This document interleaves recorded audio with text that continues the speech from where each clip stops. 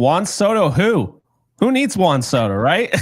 I should have known you were going to do that. Come on, man. It's the second game of the year. The optics are crazy right now for the Yankees. They look like geniuses. I mean, everybody that they picked up homered. Their pitcher didn't have the best day today, but look. Who was their pitcher? Max Fried. But we'll get into all that. This was an awesome win today. I don't, say what you will, and we're going to talk about the errors are not okay. And Max Fried didn't pitch well as an ace, but I'm okay with it because in the grand scheme of things, Max Fried is going to solve it, and you're not going to have 5 errors in a game. It's almost as wild Max Fried not getting a win in a game that he was up by 10, coming out of the game after his team had already hit 7 or 8 home runs. It's almost as wild as the fact the Yankees had 20 runs today. It's almost as wild as the fact that the Yankees had 9 home runs today. It's almost as wild as the fact that the Yankees had 5 errors today. Look, I'm just going to enjoy this one, Gary. We're going to talk about the whole thing, but I need to let people know where I am. I see Pablo Reyes to the sun, says Kid Reyes. Tough name to have at the time. Yeah, brutal. But today was fun. Aaron Judge got off to a horrific start last year. So I think that's the first thing I thought, Gary, is regardless of how he does the rest of, obviously there's not much of March left, but, the rest of March/April, he's ahead of where he was. Right. So I feel great about that right off the rip. He's confident. He's comfortable. Paul O'Neill brought it up multiple times. Hey, look, didn't have a great spring training. And I'm going to obviously say a classic here on Yankees Unloaded. Who gives a rip? He came, he saw, he conquered. And man, this guy could have had 5 home runs today. He just missed his 4th. And let's be honest, he had an incredible amount of power to even get that out there. I mean, how hard was Jake Bauers throwing? I think he was throwing 51. As hard as I was. Yeah, to answer the question, it was 51 miles an hour. And it was I can throw harder than that. Which was funny. But, I mean, I feel like we'll get this out of the way. Yeah. Right off rip. Reyes was atrocious over there at third base. Okay? He was bad. And I understand it can get better. It probably won't be his last opportunity. It just won't be. Like as fans, we're of course going to freak out and say, okay, if a guy looks so bad, please don't. I saw it in the chat earlier, I think from Reyes, was send him to the sun. Well, totally understandable, right? But yeah, that didn't look very good because him being over there in the first place was a message of we're not going to go outside the organization and address this position of third base. We let Gleyber Torres go. We now have a vacancy at second base. How are we going to fill that? We're going to move the guy that we acquired last year in Jazz Chisholm to his native second base. And you obviously made an error today, ironically. But he gets over to second base, and a lot of us are pretty satisfied with what he's going to do over there. But that leaves third base unoccupied. It either means you bring someone in, like I said, outside the organization, or you make a deal and bring somebody in that you can trust. You got to develop somebody or make a deal. Those are the only 2 options you got. And the Yankees chose to go native. We're going to go inside our organization. And this is sort of what you're looking at right now is the Yankees are going to be scratching and clawing to find a third baseman. And yeah, the defense was atrocious today. It was not good. But this can't continue, of course. And it's funny, yesterday we brought up this Yankees team is not going to go win games 20-12. They're not going to go win games 10-2. It's probably going to be, there's going to be more 3-2, 3-1 games, and the fundamentals have to get a lot better. And then we come into today and we go back to back to back where the lineup looked way different than any of us expected. I don't think anybody expected Paul Goldschmidt to lead off today. And then you say, okay, well, we loved it. Because if you look at what they're doing, you say, okay, what is Paul Goldschmidt great at? And it objectively is, he's really good at defense. He's always been, especially back to his days in Arizona and then his early days in St. Louis. But offensively against left-handers, he's been putting on a show his whole career. Okay. Then you look at Cody Bellinger right after that. And you say, well, why is it that they went lefty? They went righty on lefty here, right? Nestor Cortez, the left-handed arm. They went with Goldie. We can see the objective there. But why is Bellinger in the 2 spot? And then you look at his splits over his career, And back to his MVP days, he had reverse splits, meaning he's better against lefties than he was against righties. So we went with Bellinger all day. Cody Bellinger was a menace. His at-bats were stupendous. They were incredible. Fun to watch, and it was athletic. 2 strikes, he's putting the ball in play. Something we've never said outside of last year when we were watching Juan Soto for a full season, you hardly ever see Yankees, right? The guys that Brian Cashman brings in, so I guess we can sort of clap. Brian Cashman's, was it his 2,500 wins today? I think the Yankees tweeted. Yeah, just put him in the Hall of Fame. Oh. Anyway, you're like, Cody Bellinger is not the style of player that we're used to seeing in pinstripes. The last time I can remember us doing something like this was when we brought in DJ LeMahieu from Colorado, and people said, what are they looking for? This guy's a ground ball merchant. And the Yankees said, well, we think we can fix him. He could be more of an all-around player. Cody Bellinger is an all-around baseball player. He's just going to do what needs to be done. Man on third base, less than 2 outs. He's going to try and slap a ball out to the outfield, right? 2 strikes. His stride isn't going to be quite as big. He's going to try and put the ball in play. Maybe something happens. You saw that today. So I loved what I saw offensively. I mean, it's hard not to say that. I think any team that scores 20 runs, it's going to be your conclusion. But when you look at what some of these players are on this team to do, Goldschmidt's on this team to destroy lefties. He destroyed lefties today. Bellinger's on this team to take good at-bats against lefties. He took amazing at-bats against lefties. And now you have Judge, who is saying, oh, you mean to tell me that we're going to have 5 hits in front of me today? It's a win, right? Anytime anyone's on base with Aaron Judge coming up to the plate, it came up with nobody outs, right? No one out, bases loaded. It's a win. Right. And that's all we've got to do. So I was really excited about what happened. And hopefully we find a solution at third base very soon. Yeah, I think this has got to be, the go-to, having Judge as your third. Yeah, I don't want him hitting second. I want him hitting third. I like that. I think looking at this, and this is going to be one of those broken record sounding things. You can build off this, but you really can. And, obviously it's hard because you have 5 errors. It's hard because, Max Fried didn't get the win. But the Yankees right now, they're in their own way celebrating this because they're aware, like, this was a historic performance. For Yankees history, this is the most single game home run performance in their history, and they were 1 away. Yeah, they were 1 away from tying the 10 home runs set by that Reds team that Aaron Boone hit a home run for in that game.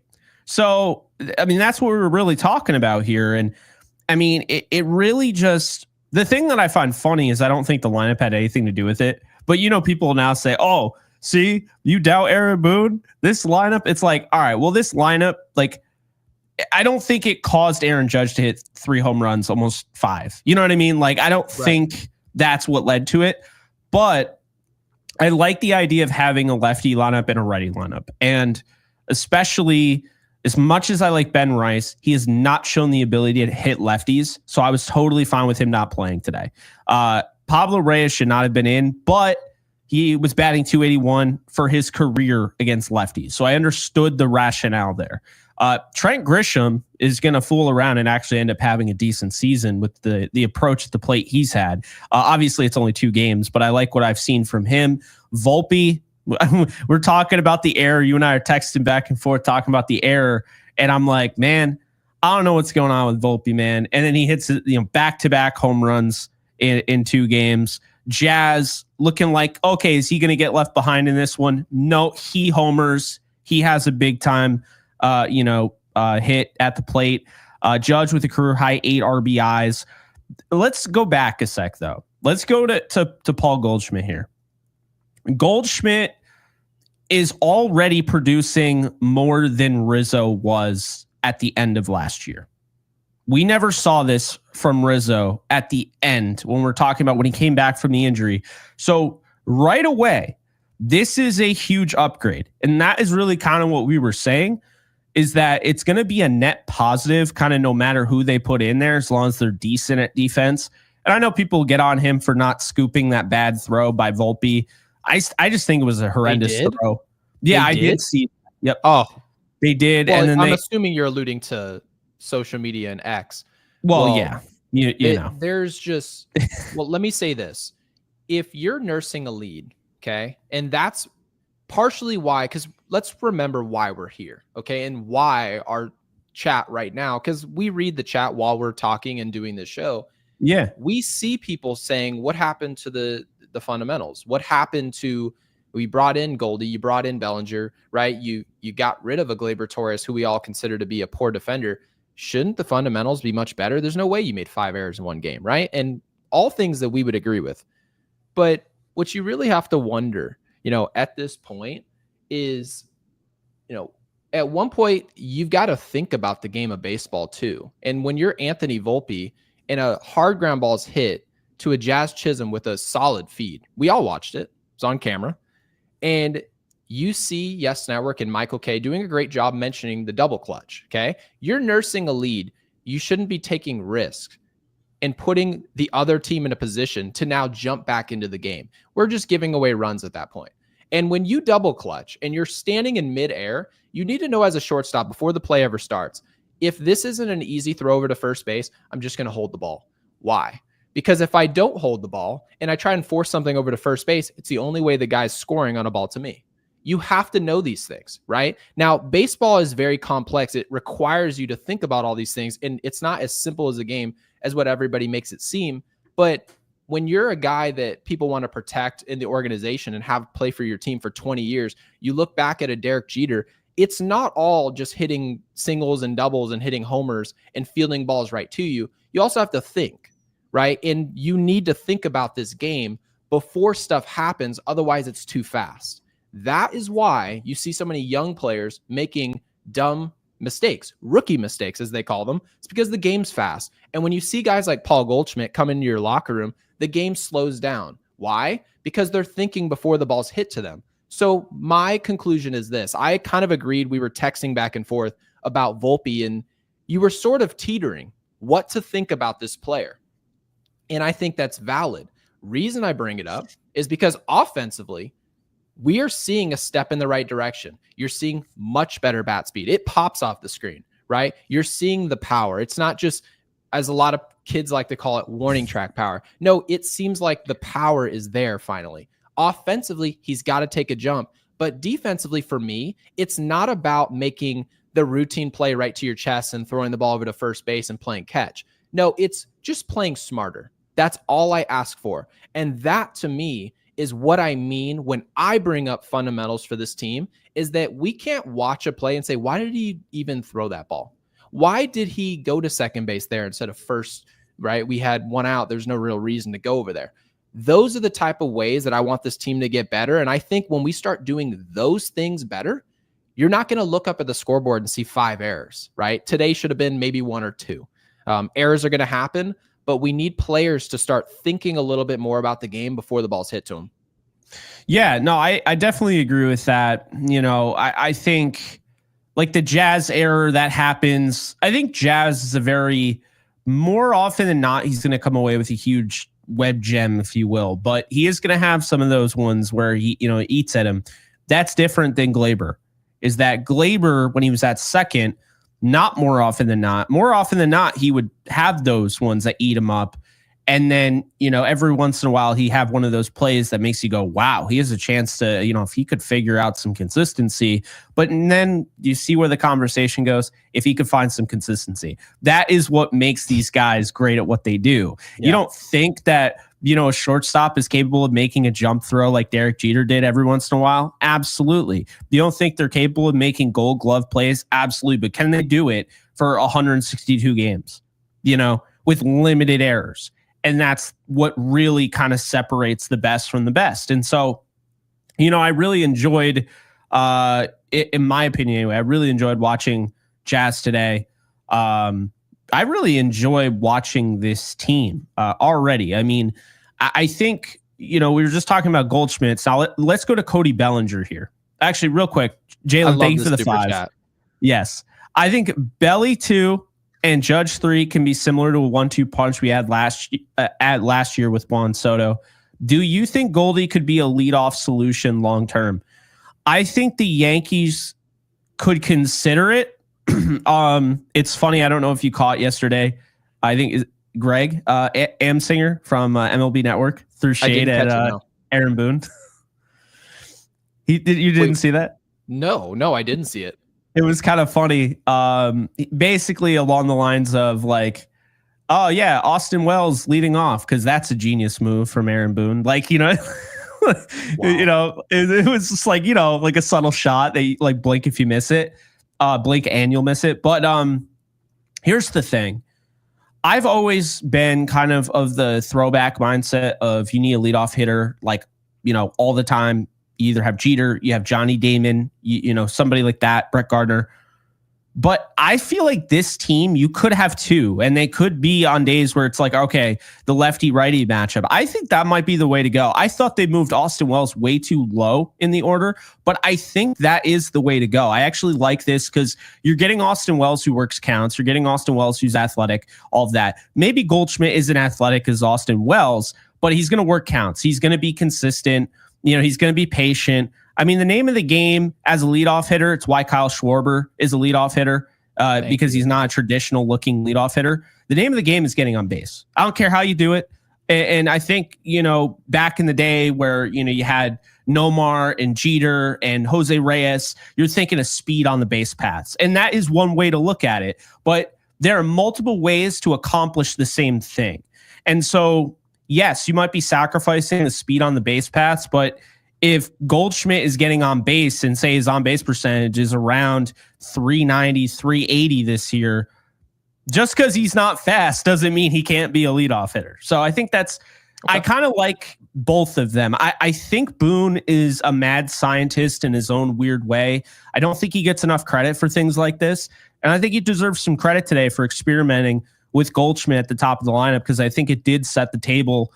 And I mean, right away, first pitch swinging, I don't think he's swinging at that unless he really knows. And we've seen him. I mean, he'll take pitches. He'll work counts. Did not strike out today, right? And, right. That's a big thing. Both guys, both leadoff hitters. Wells near the bottom didn't strike out, and neither did Goldschmidt. And that right there is exactly why I'm fine with either of them, being at the top of the order.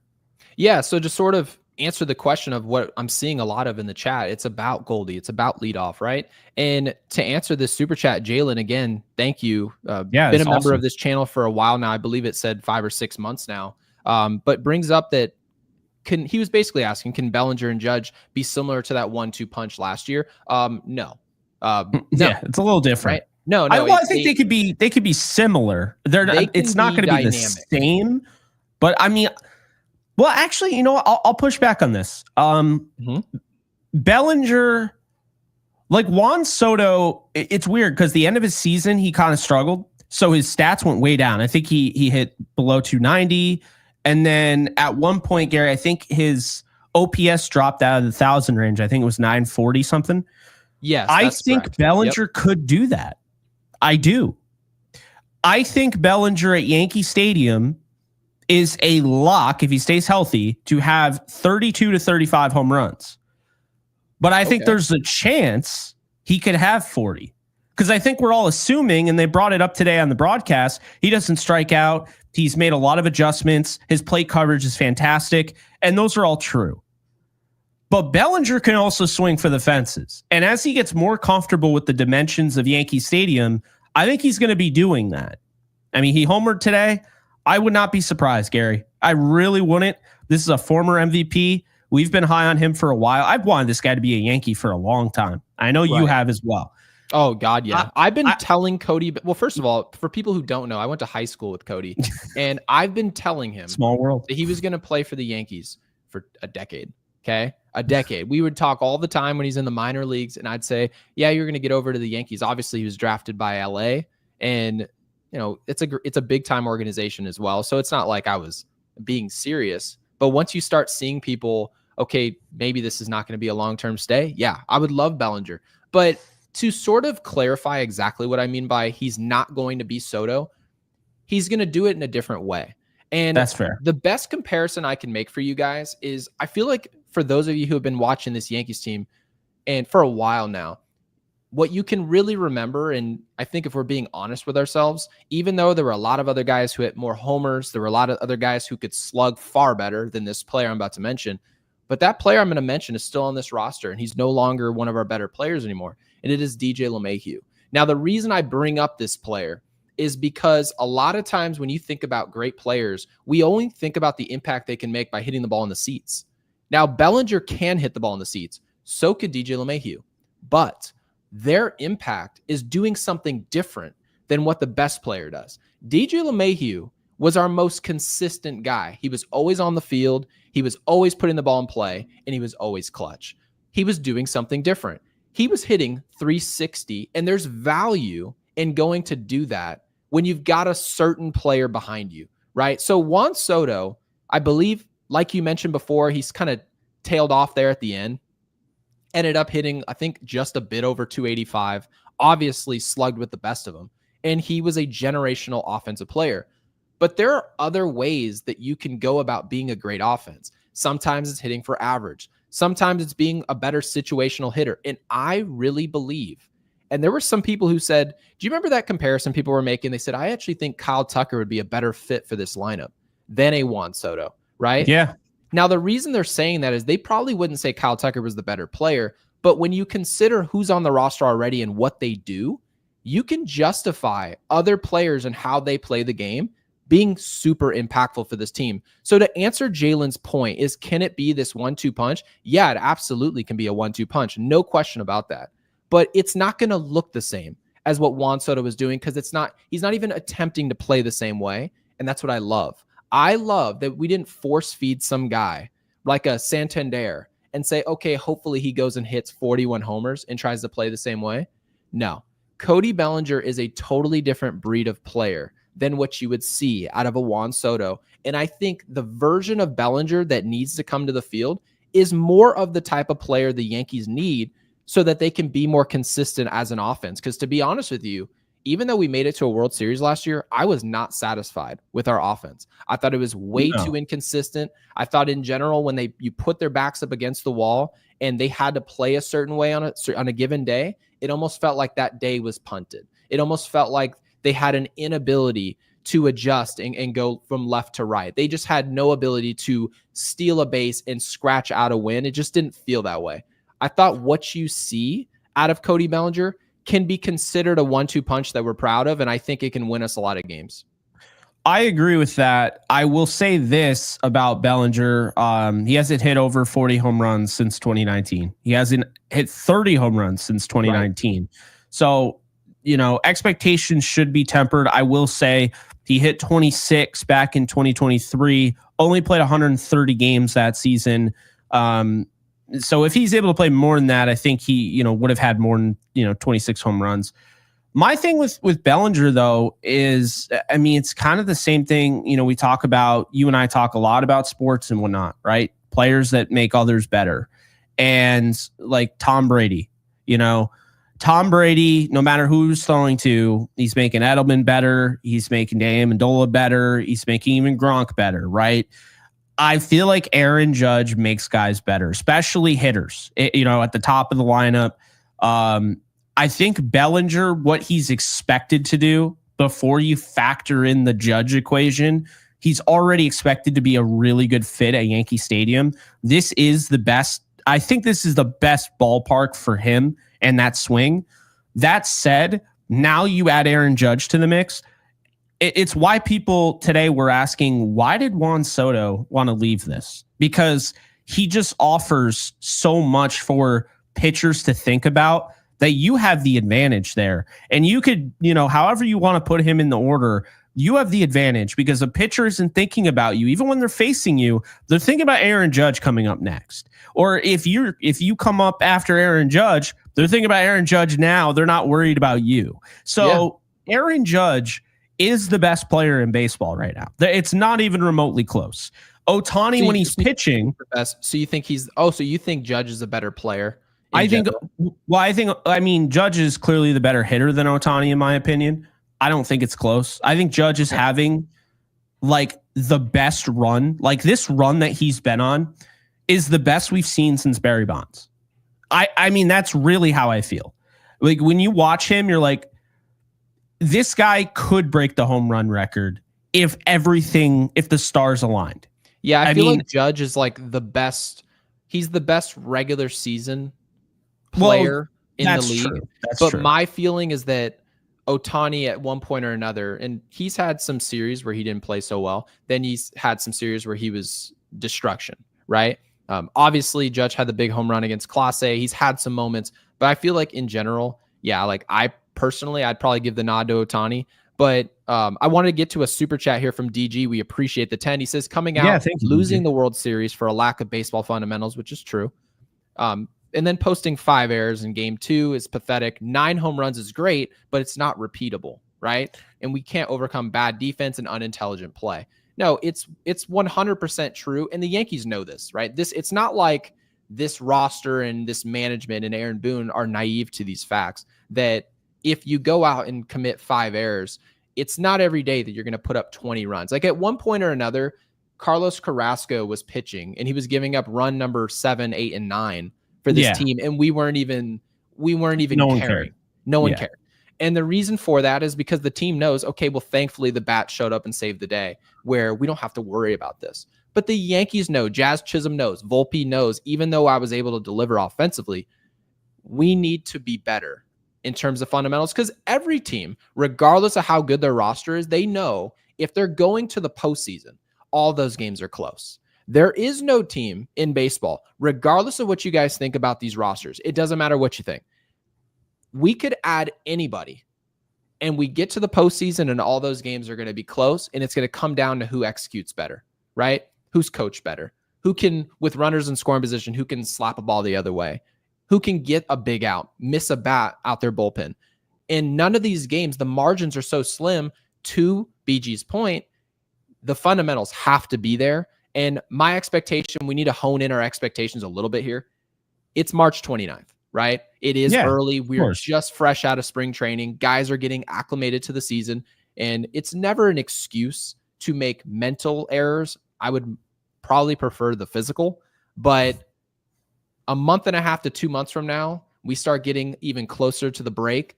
We're then going to have to say, how much better is that team than the team that we see today? And are they playing smarter? And if the answer is no, we'll bring it up on this show. Yeah, because I know some people are going to have an issue and call DG negative for that comment, but I get it. That was that was a really tough World Series to swallow. As you've brought up multiple times, that might have been the best shot anybody had to beat the Dodgers last year.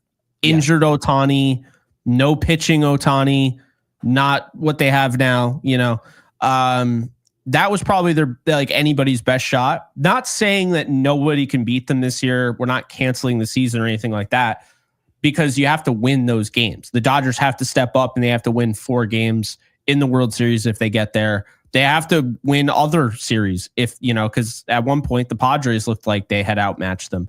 Yeah, it didn't get any easier now that you bring in a Blake Snell and then Ohtani is pitching, right? So we're going to have to do more if we want to win. It's not the assignment is harder. And so it demands us to get better. It demands other teams in the National League to get better. And I'm up for the challenge. Obviously, we're not going to be pitching. Jake's not going to be out in right field. I'm not going to be in center.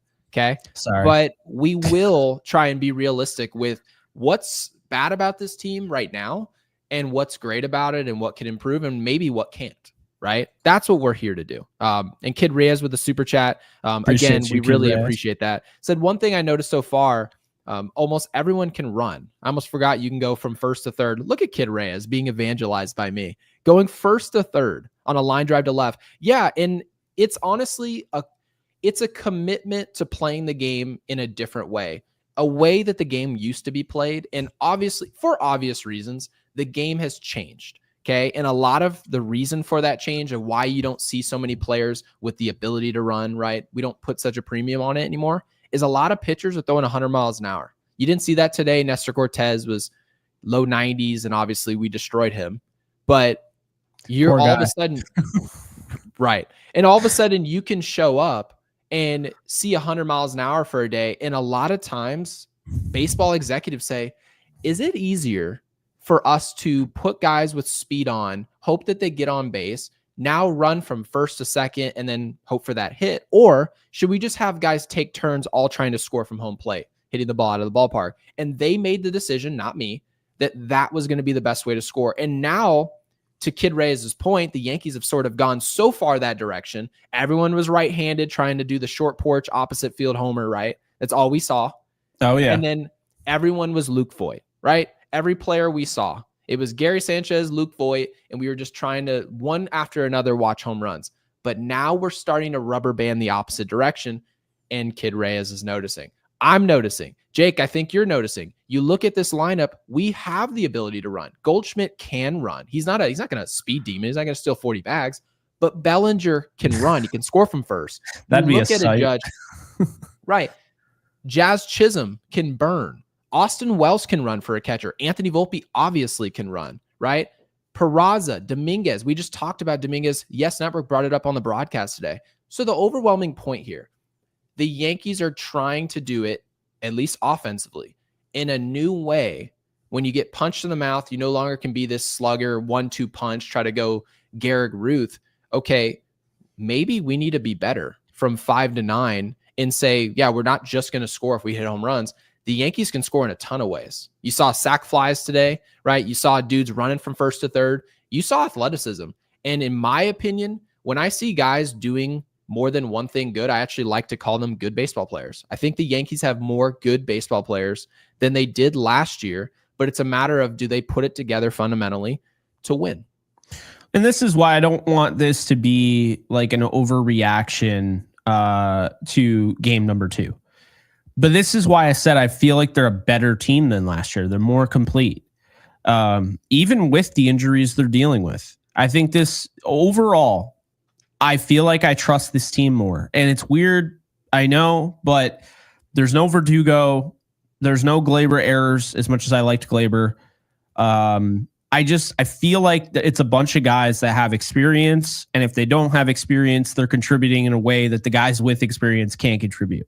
And so I look at like a guy like Peraza, and that home run got me really excited because he was I watched. He's clearly a better glove than Pablo Reyes. The reason Reyes made this roster is because he was hitting the crap out of the ball in spring training. The reason why Peraza was on the fence is because he wasn't hitting the crap out of the ball in spring training. But again, defense matters. And Peraza had a really good defensive camp, in my opinion. And I saw it in person just being at the game against the Tigers. He had 2 huge plays at third. Plays that I have not seen Oswaldo Cabrera make. And again, it comes down to this. You got Reyes, who's the bat, although today he wasn't the bat or the glove. You got, Peraza, who's the glove, but maybe the bat, because to be honest with you, we haven't seen enough of Peraza to even know who he is. And then you have Oswaldo Cabrera, who is really that kind of mixture of everything. Like he has, versatility, can play all over the place. He even played first last year at times. He's a switch hitter, although Boone just told us today he doesn't trust his right-handed ability against lefties. And this is also a guy with some hidden power. This is a guy that can be streaky. I mean, blistering start to last season. I thought he was trying to do a little too much, putting Reyes at third. I think I would have just rolled with Cabrera. Yeah. Or gone with Peraza. But the same time, I like that he was experimenting. And like Jason Dominguez hitting 8th, like that's a pretty strong lineup when you do that. Obviously, I know Reyes was in the lineup today and didn't do anything. But when you have Jason Dominguez hitting 8th, he's hitting 8th for a reason. I mean, Volpe's hitting well. Everybody ahead of him is hitting well. And by the way, I think Dominguez is going to figure it out. The one thing that I really like about him is that while he hasn't been hitting the home runs, he hasn't been slugging like he did when he first came up, was it 2 years ago? The thing about Dominguez that to me is a green flag is when you watch him, look at how much more patient he's gotten over the course of his short time in the bigs. He was swinging at everything. To me, it's very simple why this happens, Gary. This is a guy who now feels comfortable. He doesn't feel like he has to swing for the fences and make an impact immediately or he's going to get sent down. This is a guy that was told, you are the guy. I think when Alex Verdugo signed with the Braves, that was kind of the nail in the coffin there. Now I feel like Dominguez can just play freely. And they're also telling him today, hey, even if your glove isn't where we want it to be, you're still going to be the guy that's the DH today. We still want you in the lineup. We still love your athleticism. We love your ability to work counts. He had 2 walks today. He also scored. And moving from first to third like that was an underrated play because it's a blowout and no one looks at those things. They had 9 home runs. Why is anybody, looking at, him moving over from, first to third in a line drive in the gap? It wasn't in the gap. It's a line drive that's fielded, and he's already almost at third. This is a guy that can run. He's really tomorrow won't be a blowout. Let's be clear. This is everybody understands. Blowouts is just a singular activity. Tomorrow's game doesn't start 4-0. It doesn't matter how many you beat a team by. It's just nice that it's blowing a team out. Really, what it allows you to do is pad your stats, which is amazing. It's huge, but also even more importantly, when you have a team that's banged up. Right? You have a Garrett Cole that's out. You have a Luis Heel that's out. Devin Williams obviously did pitch. We had that day off, but now he gets 2 days off because you don't need to throw him, right? You get to throw a Carrasco out there and just burn some innings. It's great. Rich Squires with the chat brings up the fact that, Judge can do this during the regular season, but he shrivels up in the postseason. My feeling is this. It isn't October anymore. And now that we're sitting in March baseball in 2025, his job is to dominate the now. That's his job. Absolutely. He's paid a lot of money just to be great in the regular season. And Rich, to your point, and it's a point that I've brought up as well, is that we can criticize people all they want of how they perform in October, but the only reason we should be bringing it up is when we get to October baseball, because now our demands are to do it in the now. And we're not there. We're not a playoff team yet. There's nothing to say we're going to win this division. There's nothing to say that we're going to be a wild card team. That's why we have to show up in March and play these games. So I completely understand where you're coming from. I understand the takeaway, but our conversation for sure is going to be on what can a player do for us right now? And you look at across the field, you look at Paul Goldschmidt, you look at Cody Bellinger, right? You look at Ben Rice, who's put on weight. They're doing these things so that they can give us an output in March so that we're allowed to show up in October. Because as of now, we definitely haven't done enough with our roster just to believe that we're a shoo-in to the World Series, or to believe that you can't possibly think that we have as big of a chance to win the World Series as the Dodgers do. We have ground to make up. And the only way that we're going to make up that ground is if we build positive habits. And right now, we scored 20 runs. There's a ton of positives to take away. But obviously, when you make 5 errors, there are going to be negatives, especially with the context, which you're sort of bringing up here, is that, fundamentally, we kind of crapped the bed at the end of last year. So coming into this year, what is it you guys are showing me in March to make me think that that's changed? So far, nothing. Okay. So far, nothing. But Jake, you did bring up Jason Dominguez, even in a game where it's kind of getting out of hand, that wasn't a ball in the gap. That was a ball a couple feet to the left fielder's left, and he is burning to third base. Tomorrow, you guys never know. A play like that may be the difference between winning and losing. And that's why we like to bring it up on this show. So hopefully tomorrow, the defense looks much better. We've got a right-hander. I think it's Savale on the mound for Milwaukee. Gives up a lot of contact. Yeah. And you have to imagine Wells is going to be back at the leadoff position, right? Cody Bellinger is probably going to be at the top of this lineup again. He's just been an overall great player. And Paul Goldschmidt's probably going to slide back. In my opinion, I think Paul Goldschmidt, where he is in the lineup, at least against righties, is going to be very similar to what we saw last year from Giancarlo Stanton, right? You get a lefty, they bump him up. You see the righty, they slightly bump him down. I think that's the smart play, at least right now, from Aaron Boone, and we're seeing it. Yeah, I think also I want to add something to the Judge thing, and why I think Bellinger actually compliments Judge. It's not just, one-sided. Bellinger doesn't strike out.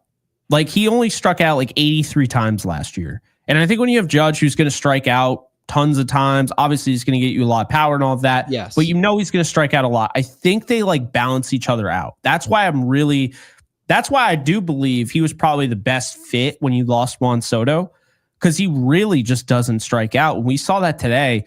And that pitch, by the way, that he just video game swatted that like a fly, and it went off the pitcher's calf.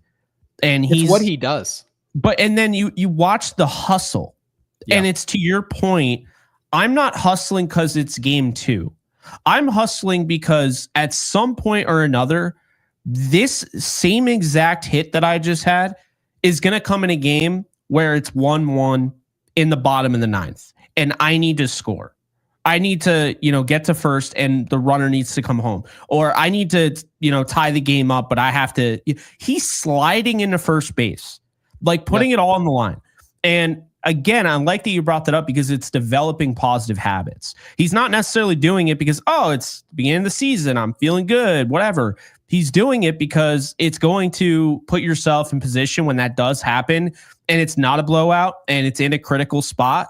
You're ready for the critical spot. So I love that. I see a lot of that type of baseball already being played, and I see guys that simply want to be here. And I think that's the big thing. Yankees fans are very traditional. They'll turn on anybody that shows that they don't want to be a Yankee. And that's why I think people are taking the Juan Soto thing so hard. Me personally, I don't think about him until he shows up on my feed. Like, I don't know why. Like, he's been all over my feed, but I think it's probably because, Yankee fans keep tweeting stuff out. But I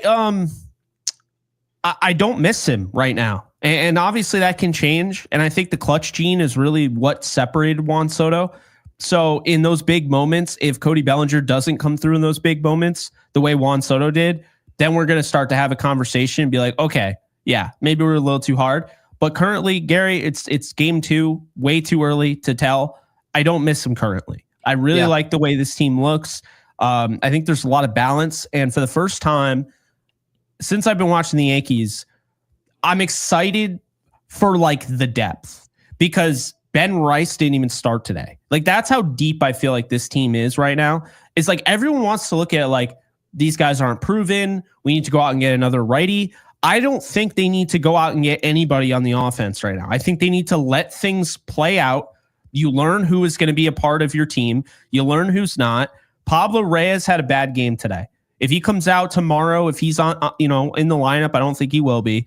But, for instance, the next time he's in the lineup, if he hits a home run, it's going to be different. It goes back and forth. We really only know once the scope of the season starts, okay, June, July, and then you and I, the way we do things on Yankees Unloaded, we start talking about 30-game splits, 15-game splits. Yes. We start talking about slumps. There's no way to talk about that right now. So we're going to learn a lot more about this team. My feeling is that they probably will add somebody at the deadline, but I'm not sitting here saying they need to add somebody right now. And I'm not upset that they didn't add Rengifo before the season. I'm not upset that they didn't sign JD Martinez. Martinez doesn't fit this team at all. I don't know why people are upset about it. He doesn't. He's slow. He's old. He hits home runs. Great. I mean, now you're talking about playing him over Ben Rice when he's starting to come into his own. Let him figure that out. Peraza, he had a season. He hit 290. Very, very limited sample size. Let him figure it out. I think, what it really comes down to is you can limit these younger players like an Oswaldo Cabrera when they're hitting well and you take them out of the order. I think, obviously, people are creatures of habit, but when they're in a rhythm, when you sit a guy down, it just sends the wrong message. And regardless of the message it sends, it can take guys out of a rhythm. I know damn well I'm much better golfing when I golf consistently as opposed to taking 2 months off, right? So we're creatures of habit, man. And I'm about to do that this weekend. I'm literally going to hop out there and just hope I'm good. You're just like, fingers crossed, baby. Yeah. I love this super chat, by the way. I think it allows us to address really the overwhelming point here. And DG, thank you again for the 10. It says fun game. Still hopeful. We still have no defined third baseman. When our backup ace in Max Fried is a ground ball machine. Now, okay, I'll finish it. He said, hope this offseason was spent fixing the issues that linger all season long, but it's not the case. Now, I'm going to say this about the conclusion there. and then I'll come back to the Max Fried deal. You cannot possibly watch 2 baseball games, obviously see the fundamentals be poor for a game and a half, and then say, oh, yeah, we're just bad at the same stuff. Okay. It's something that will raise an eyebrow, but we can't possibly draw a conclusion and say, well, this just wasn't solved. You're not going to go from the team that we saw on TV during the World Series last year, make a couple additions, and then go into the winter, say, see you guys next spring training. And then the team's going to go from what we saw to the most fundamental organization you've ever seen. Now, this is going to be a process, and we need to play games to work out that process. Like I said before, if we show up to the break and if Jake can definitively come up with a conclusion, yeah, this team fundamentally is poor, and we need to make additions to become better in that area, then DG, I will completely agree with your takeaway, is that this team, for sure, for whatever reason, whatever that conclusion is as to why the fundamentals aren't better, I cannot possibly conclude on March 29th, 2025, 2 games into the season. We had 1 game, a day off, and then another game. We won 20-9, and then we're going to say, okay, well, the fundamentals are just still terrible. No, the fundamentals were horrible today, right? And then now 2 weeks from now, we may make 1 error between now and then say, oh, we're just so much better fundamentally. So I understand the concept. Like, we're concerned. We watched pretty poor performance defensively today, but we also have to remember that it is March. So I want people to sort of take that in, consume it. It doesn't mean the games aren't important. We want to win these games. And then as the season goes on, we need to start asking, okay, how are we winning these games, or why are we losing these games? And I think if the why we're losing isn't talent, and it's more so of like just strictly the mental side of the game, then yes, you turn around and say, who's responsible for this? Because it's not just losing Juan Soto. We were bad fundamentally with him. So what is it about this team that's creating this long-term negative impact? And then if that happens, we will gladly bring it up. Well, and then it's one of those things where it's like damned if you do, damned if you don't, because you're never going to have a perfect baseball team. So like today, for instance, after yesterday, they went 1 for 8, I believe, with runners in scoring position. Right. Oh, yeah, they go 6 for 9, but that's not really talked about. So I think it's important, address everything, but also, take some things with a grain of salt, including scoring 20 runs. That's not going to be their offense. They're not just going to have 2 touchdowns and 2 field goals a game or whatever. That's just not, normal. But what I will say is that what we can take away is this. I want to, trickle back here because I didn't say it the right way when I was talking about Max Fried. I don't think he had that bad of a game. I think he struggled at points, but as you brought up and as we had covered on Yankees Unloaded, so if you didn't know this, you hadn't been watching, he pitches to contact. It's how he gets through these long games. It's how he pitches 7 innings, 8 innings. He really keeps his pitch count low. He generates soft contact. He pitches to contact. A lot of ground balls generated. Ariel Epstein came on our show and said the same thing. So we already were on top of that. But that's the thing. That's why you upgrade your defense. I do think the defense let him down today where he could have gotten out of innings. That's the thing that errors don't show. Errors don't show when the error was made. If you just look on the box score real quick, you'd have to go by the play-by-play, right? But some of those errors were made, of the 5, were made when he had 2 outs and he did his job. And other guys pitch out of that and they get more length in their start. The pitch count's way lower because now he ends up throwing 20 pitches in an inning he should have been out of. I think those are context things that need to be added. I know, again, like backup ace, Fried, ground ball machine, totally agree with you there, DG. But I see a lot of people saying like, yeah, he was terrible, whatever. I don't think he was terrible. I don't think it was his best start. I know he's capable of more, and he didn't always have command. And at one point, Paul O'Neill brings up, yeah, you can't just be throwing fastballs to these hitters. I mean, they're waiting on it, and that's not Fried's game. Fried's game, and then Girardi brings this up, Fried's game is generating that soft contact, getting ground balls. That's how he gets through these long starts. And he was trying. And, that's the thing. I think with Reyes, that's why it's hard for me to judge the defense. Reyes isn't a starter. Reyes is rarely going to start. I think this was them. I think Boone kind of overreacted to the lefty with Reyes. Oh, he's 281. I get it. I understand. I felt like he got a little too cute on that. I would have kept Cabrera in there, or God forbid, I would have put Peraza in there because I think defense was more important. Keep in mind, going in this game, I thought it was going to be a 2-run win. I thought it was going to be something like that. So I thought it was going to be a close game. Knowing what I knew going into it, or what I thought I knew, I would have either stuck with Cabrera or gone with Peraza. Reyes, to me, isn't a guy that I'm trying to play every week, right? He's one of the back end. Okay, he can play in a pinch in the outfield. He's a utility guy. He's not a defensive specialist, though. Like, I think that's kind of the misconception. A lot of these utility guys, because they can play all over the field, people just assume they're gold gloves everywhere. It means that they're capable. They know the position. They can play it at an MLB level, but they're not giving you anything more, right? Not all the time anyway. So he's a utility guy that can play all over the field. It's good to have, but he's not going to start very often. And I think today obviously is a good reflection of that. And I think Peraza is probably going to play more than he is. So those two errors, I mean, those aren't going to be there every night. And you're not going to have 5 errors every night. So I don't want to speak too much on it, like, because we already have. But really, my point is, I thought Max Fried was fine. I thought the pitching was actually really good until Carlos Carrasco came in. And, like, honestly, I don't even care. But I thought Hedrick looked good. I thought Gomez looked good. And most importantly, Gary, they live to play another day. They win, but they didn't absolutely put their bullpen in a blender. They used 4 guys.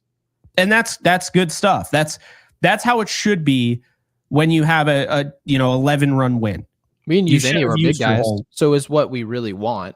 When people say we did this last year, people said, well, how much we said it opening day.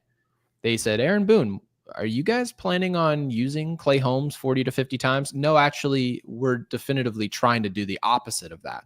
Well, going and putting up 20 runs is essentially saying, yeah, you remember Carlos Carrasco, that human victory cigar that you guys have stowed away at the back end of your bullpen? Remember that role that you guys initially were sort of asking Marcus Stroman to fill? Yeah, you're going to come in and pitch and give us, in today's outing, he gave us 2 full, right? He may have given up 5 hits and 3 runs, but nobody had to get warm that we're trying to protect. That's the value in some of these players. And that's the value in putting up 20 runs. It's not about, is today's game mean more than just 1 win? No, it means it's even easier on your body to live to fight another day.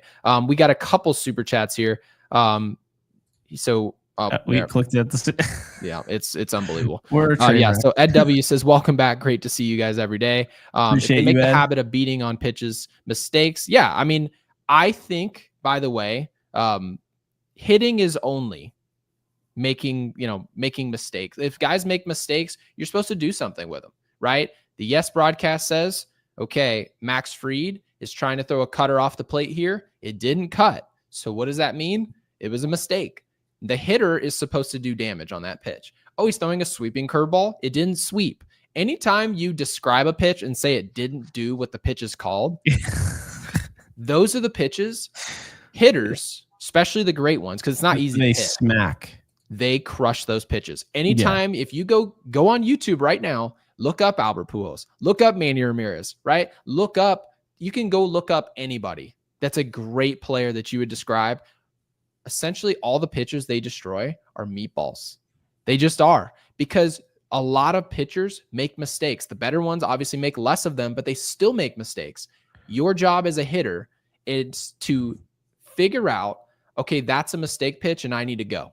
I can't miss it when I get it. And Aaron Judge, who's a great example of this, because you probably wonder, if a player's this great, why in the world, Ed, would anybody make these pitches and these mistakes to these hitters? And what you find out is every hitter in the game, even Barry Bonds, even Manny Ramirez, Miguel Cabrera, they all receive mistakes. Mistakes are made all the time in this game. It's because it's almost impossible to play it perfectly. And so when you get those mistakes, in our lineup today, we received a lot of them and we killed a lot of them right in the first inning, which was great. So good to see.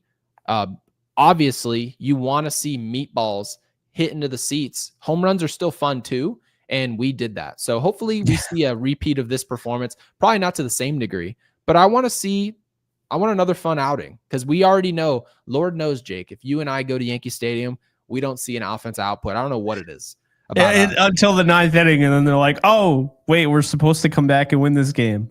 Yeah. Oh, Gary's in the bathroom, so they're gonna hit now. Because I literally told my wife earlier today, we literally were at IHOP, and I was like, "Yeah, Aaron Judge actually has 3 home runs and a double." She goes, "Oh, really? Because he's the worst player ever when we go." It's so true. He's literally the 3 he hit a home run that game. They were no hit by Houston at home. The next game, he eventually hit a home run while I was sitting in the third deck. And then all of a sudden, then the next game we go, I think he was like 0 for 4 with 3 strikeouts. It's like, dude, I don't get it. But I guess the overwhelming point, Ed, and totally agree, it's hitting mistake. Pitchers make mistakes. You need to do something with them. It's signifying a great offense. Peraza did. See that mistake pitch he crushed? 109 off the bat. Yeah. That's some good stuff. Yep. DG, welcome to see how things evolve this season. Appreciate you guys. Think you do a fantastic analysis and coverage. Keep it up. Appreciate you, DG. Means a lot. Yeah, I actually just opened up Savant because I was curious. One of Judge's home runs, doesn't say. 115 off the bat. Jason Dominguez had 109.7 exit velo on one of his hits, and Jazz Chisholm had 109.5. Oswald Peraza had 109.2. Dude, this is wild. I can't even. Do you realize how many barrels were in today's? This is insane. Bellinger. Can I read that tweet, by the way? What tweet? Well, so it was the one that Barstool kind of ran with, but the broadcast brought it up, and it was the Yankees' new bats. And I don't know if people saw that, but the bat was shaped. It looks like a beluga whale, and it's most notable in the video with Jazz Chisholm hitting. So I'll just read the quote. He says, "Where they moved a lot of the wood into the label, so the harder part of the bat is going to strike the ball." Okay. Now, I don't know what they were doing before. Like they were trying to make the soft spot, the barrel. It doesn't really make sense to me, but it seems like based on looking at the image and the video, it seems like the brunt of the wood is the barrel. And then obviously, to your point before we even went live, is that these bats were approved. So I think like kind of the whole point of Barstool here is to post this, and then somebody who's not a fan of our team are like, "Oh, they scored 20 runs, so that's why." It's not why. But no, I thought it was interesting because you don't normally see something like this. Yeah, people think that they would blatantly cheat on TV, where the MLB has their own like desk where they can see their control center. They can see every single game. They also have officials at every game to make sure there's no cheating. They have umpires looking for this specific thing. It's like you said, not people in here, but man, some people out there got room temperature IQs. I mean, it's just good Lord, man. Can you believe the Yankees would blatantly cheat this way? I'm like, are you guys being for real? I don't know, man. I don't know how you could even think the MLB would allow that. I mean, keep in mind, we're talking about the same league that makes pitchers, as soon as they get off the mound, like they're like feeling up their hands and their belt, and you think they'd be okay with, oh yeah, you can totally use a fake bat or, you know, a cheating bat. I don't know. It's so dumb. I'm glad they brought it up though. It does make sense to bring it up. And by the way, I love what Michael K said. It was like, he's joking, of course, but it's like, it's almost like they waited for today. Like today was actually opening day. And it's like today they decide to like, just absolutely, you know, and I felt like today was really cool. And I will say this, Joe Buck, by the way, was paying homage to Michael K. He had told him on his radio show earlier in the week, he was going to say, "See ya" on the first home run. So I thought that was cool. Nice. A sign of respect, but no, how much better is it?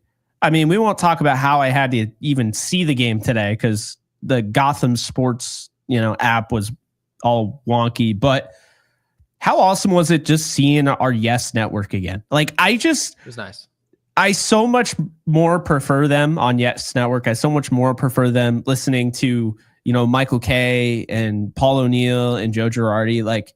And I think Girardi's a really good 3 in that booth. I like the little things that he adds, little nuggets. Because he's an old school guy too. Because obviously we have to remember why Girardi was out the door in the first place. Yeah, exactly. He was out the door because the suits really wanted something that was more new school, somebody who was more keen to analytics, right? At that time of when he lost his job, everybody had a hard on for analytics. It was like the best thing that anyone ever heard. Like if you could read a chart, they're like, yeah, sign him up. He's the manager. He's the best. He's a player's coach. I'm like, that's not what this means. Like it's good to see analytics and then be open-minded enough to utilize some of those analytics in the proper way. But Girardi, in my opinion, you obviously know Michael Kay has been around for the old school. He's been around for the new school. And he's sort of a mix there. But then a lot of the fans, a lot of people who watch these games, they don't want to hear like so much about launch angle. They don't want to hear so much about FIP and all these. Or waffle. Waffle, right? The new one. There are a lot of fans who aren't consuming the game this way. And you still need to entertain those fans too. You can't just leave them out in the dust and act like they don't exist. It's why this brand is here in the first place. So I think Girardi does a really good job in there, providing that edge that's more old school. Jake, I did want to ask you about tomorrow's game because we don't have a day off, thankfully. Yes. And this is a morning game. This is I believe, 1:35. So Marcus Stroman, now our favorite starter. What are your expectations for Marcus Stroman? Because in my opinion, if you had to ask me, I'm pretty hopeful for the first half of the season of Marcus Stroman. I think he should be motivated. I think history has told me, and you can have a totally different opinion. It's totally fine. But Marcus Stroman usually, especially given his stature and just where he is mentally at the beginning of the year, I'm expecting him to pitch well tomorrow. What say you? I am too. I had them winning this game. I just feel like this guy has this chip on his shoulder, regardless how he feels about being in New York right now. I think he likes being in New York, and I think it could work itself out, but I think he definitely isn't ignorant to the fact they were floating his name around in trade rumors, basically trying to force a trade in some capacity to move him because they didn't want to pay him. Personally, how would you feel if you were in that position? So I get it from his perspective, but at the same time, whether you're on this team or you like this team or not, this is your career. So you want to pitch well for your next destination. You want to show teams. If you want to get out of there, the best way to get out of there is to show value. And so I think Stroman comes out tomorrow, and it's exactly like you said at the beginning of last year.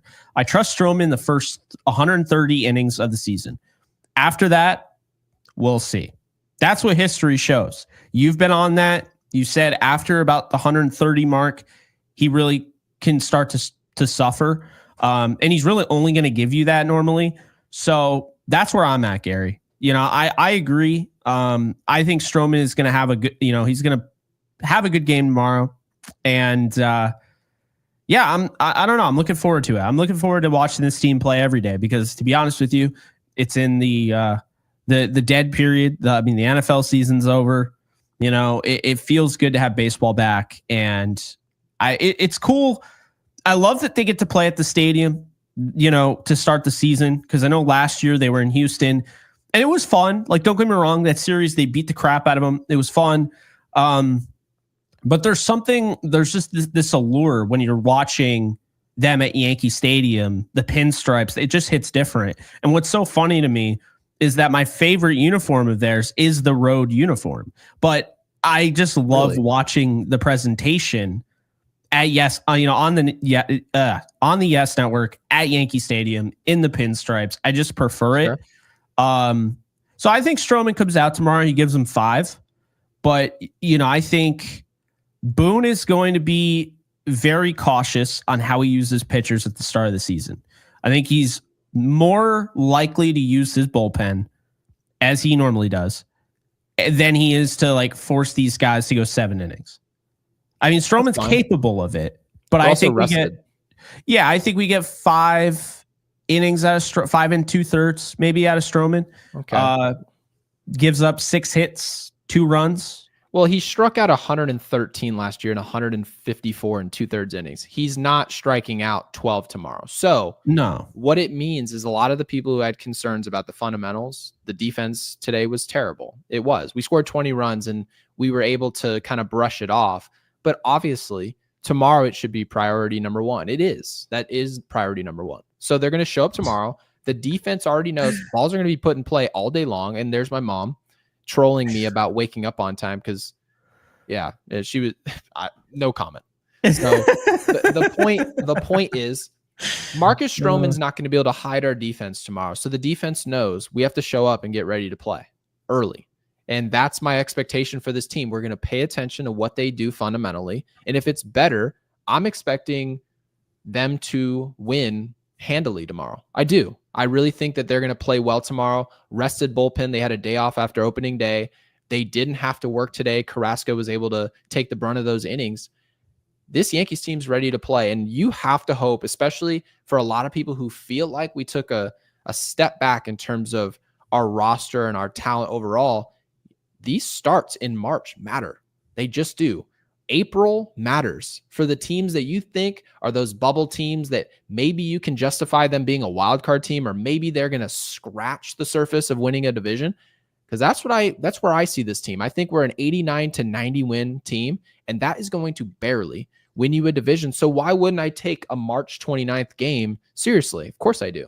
March 30th, tomorrow, is a big game for the Yankees, and they will continue to be big. So my expectation is that the defense can't get worse than it was today. We won't score 20 runs, but I want to see something more consistent in terms of what we're doing out in the field, and I assume that'll happen. How'd they start last year, Gary? They had however many wins in a row. It was like 7. You were 7. Yeah, it was 7 or 8. It was a great start, which carried us because all of a sudden you started seeing guys, right? Garrett Cole wasn't there. Yeah. And that start was huge for us because Garrett Cole didn't show up, and he wasn't the Garrett Cole that we're all used to. It was a whole rev up process. And that's why these starts are so important, because it allows you some leeway to get rolling. And that's why it's so important. No, absolutely. I mean, the end of the first half of the season, I mean, that was brutal, man. They go from 52 and 27 to 58 and 40. You know what I mean? Like, and then the second half wasn't any better. But it's just, yeah, I agree with you. I think getting off to a good start, not only does that help build confidence, gets guys in good positions, and helps your bullpen, because when you're winning games like this, like, and you're cruising, you're not using your bullpen, you're not taxing your bullpen early on. That's a good thing. So we'll see. I mean, I think they win tomorrow too. I think they start the season 3-0. After that, who they have after that? They got, oh my God, that's so weird. They got Arizona again, and they had Arizona at the second team last year. But they got Arizona at Yankee Stadium. So 3-game set. Yeah, sorry, Gary, you won't be able to go to that game. Yeah, 3-game set Tuesday, Wednesday, Thursday. They have another off day Monday. Interesting scheduling. Then they head to Pittsburgh and head to Detroit. So that's what's next on their docket. But that is going to do it for us. So before we leave, I don't have a movie, but I have a TV show because I'm going to go and watch the season finale of and don't forget to put this after we hop off live. After. Yeah. It's called, it's a Korean anime that I highly recommend. It is called Solo Leveling. I'm sure people have heard of it. I mean, the thing is, it's probably the biggest anime in the world right now. I have never in my life heard of it. Oh, it's so good, dude. I highly recommend it. Solo Leveling. It's basically this dude is in this world that's basically an RPG video game, and he levels up, but no one else does. So, yeah. Sounds very nerdy. Hey, I'm a nerd. It is what it is. You are too. Don't get out of here with that. So be sure to like, subscribe, comment, all that good stuff. Follow us on our socials below at Gary Sheffield Jr., at JK Bogan. We'll be back. We might be back tomorrow. We could maybe try and do Oh no, we'll be back tomorrow. We might tomorrow. be back Monday. We're still trying to figure out what we're going to do on off days. So hang tight on that, but we will be back tomorrow after the game. Look forward to seeing you guys. And yeah, that's all I got. And like this video.